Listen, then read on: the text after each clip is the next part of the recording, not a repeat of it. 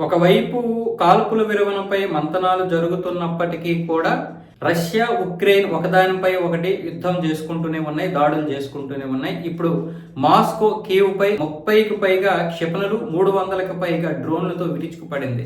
దీనివల్ల ఉక్రెయిన్ ఉక్కిరిబిక్కిరైపోయింది. నివాస ప్రాంతాలు అలాగే పని ప్రదేశాలు వీటన్నింటిపైన కూడా దాడులు చేయడంతో ఇప్పుడు ఉక్రెయిన్ ప్రజలైతే ఎటు వెళ్ళలేనటువంటి పరిస్థితుల్లో చిక్కుకున్నారు. వాళ్ళందరినీ కూడా ఇప్పుడు ఉక్రెయిన్ సైన్యం అయితే సురక్షిత ప్రాంతాలకైతే తీసుకెళ్లింది. దీనివల్ల చాలా వరకు ఉక్రెయిన్ అయితే ఎటువంటి పూర్తిగా అంటే ఆర్థిక పరిస్థితుల్లో అయితే నెరవలేకపోతుంది. ఈ కంపెనీలన్నీ కూడా మూతపడిపోయాయి అక్కడ. అలాంటి పరిస్థితి అంటే రష్యా చేస్తున్నటువంటి దాడిని ఉక్రెయిన్ ఆపలేకపోతుంది. అలాగని ఉక్రెయిన్కి చాలా దేశాలు సహాయం చేస్తున్నాయి. అమెరికా, బ్రిటన్, ఫ్రాన్స్ తో పాటు ఇప్పుడు ఆస్ట్రేలియా ఉక్రెయిన్కి M1A1 అనే అబ్రమ్స్ ట్యాంకులను అయితే అందజేస్తుంది. అలాగే వచ్చే నెలలో కూడా మరికొన్ని అందజేయడానికి అయితే సిద్ధమైంది.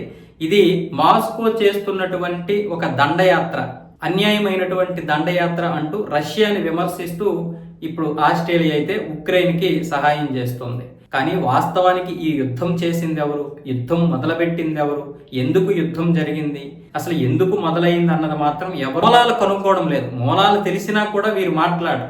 ఈ రోజు జరుగుతున్నటువంటి యుద్ధాలన్నిటి వెనక కూడా అమెరికా పాత్ర స్పష్టంగా ఉంది. కానీ అమెరికాని అనే దమ్ము ఏ దేశానికి లేదు.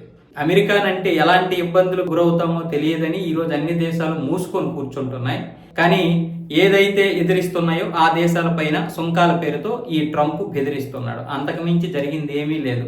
ఇలా అంతర్జాతీయంగా ముఖ్యంగా పశ్చిమ దేశాల మీద యుద్ధాలు ప్రకటిస్తూ ఆ మంటల్లో చలి కాచుకుంటున్నటువంటి అమెరికా ఇప్పుడు ఉక్రెయిన్ దగ్గర విపరీతమైనటువంటి ఖనిజ సంపద ఉంది. ఆ ఖనిజ సంపదలో 50% తీసుకోవడానికి ఆల్రెడీ ఒప్పందం కూడా జరిగిపోయింది. కాబట్టి ఇక ఉక్రెయిన్ రష్యా యుద్ధం ఆగిపోవాలి. కానీ పుతిన్ ఊరుకుంటాడా? నీ యొక్క లాభాలు నువ్వు చూసుకున్నావు, కానీ నాకు దేశం పరిస్థితి ఏంటి? ఇప్పుడు నువ్వు అక్కడ దూరేవంటే ఖచ్చితంగా రష్యా మీద మళ్ళీ దాడులు జరుగుతాయి. కాబట్టి ఇక ఉపేక్షించేది లేదు. ఇజ్రాయెల్ ఏ విధంగా అయితే గాజా మీద పడి ఆ మొత్తం గాజాని పూర్తిగా ఊడ్చేస్తుందో అక్కడ నువ్వు సపోర్ట్ చేసినప్పుడు ఈరోజు రష్యా కూడా అంతే.